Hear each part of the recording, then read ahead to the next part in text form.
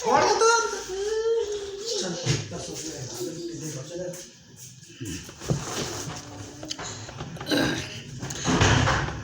भक्तों, शीर्षक है राजा भर्तृहरि और अमरफल। एक बार राजा भर्तृहरि ने महल में जाकर के अपनी रानी से एक सती पतिव्रता की तारीफ की। जब तारीफ की तो इनकी रानी बोली, कहने लगी कि उसको चिता तक जाने की फुर्सत मिली, उसको तो तुरंत नाम सुनकर के प्राण त्याग देना चाहिए। ये जब अपनी रानी से उन्होंने ये वचन सुने तो उन्होंने उसकी परीक्षा लेने के लिए जंगल गए और कपड़ा एक शिकार मार करके भिगो करके खून से नौकर के द्वारा महलों में भेज दिया। जब नौकर ने कहा रानी से कि शेर ने राजा को मार दिया, तो रानी तुरंत गश्त खा करके मर गई।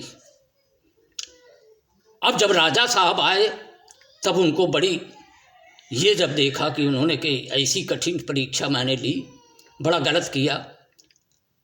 तुरंत ही थोड़े दिन बाद उन्होंने दूसरी शादी कर ली। जब वो शादी कर ली तो इनके दरबार में एक महात्मा आया, वो एक अमर फल दे गया कि राजन, इस अमर फल में ये गुण है कि बूढ़े से जवान हो जाए और उसका निखार बहुत सुंदर हो जाए। तो उन्होंने कहा हम नहीं खाएंगे और अपनी रानी को दे देंगे जाकर।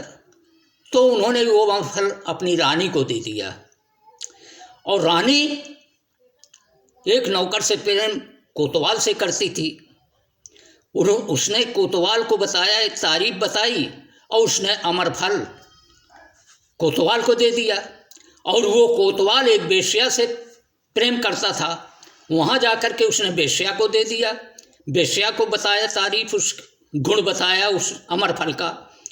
तो वेश्या ने सोचा कि मैं जीवन भर ये सब काम गलत करता रहा, फंसा रहा इसमें वेश्यापन में, अब ऐसा नहीं करूँगा, ये हम राजा भर्तृहरि को दूँ।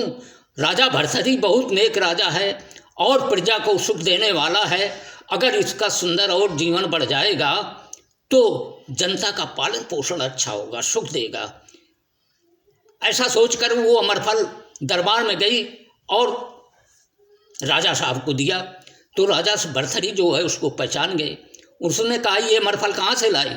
उसने कहा हमारे यहाँ एक कोतवाल आता है, उस कोतवाल ने दिया।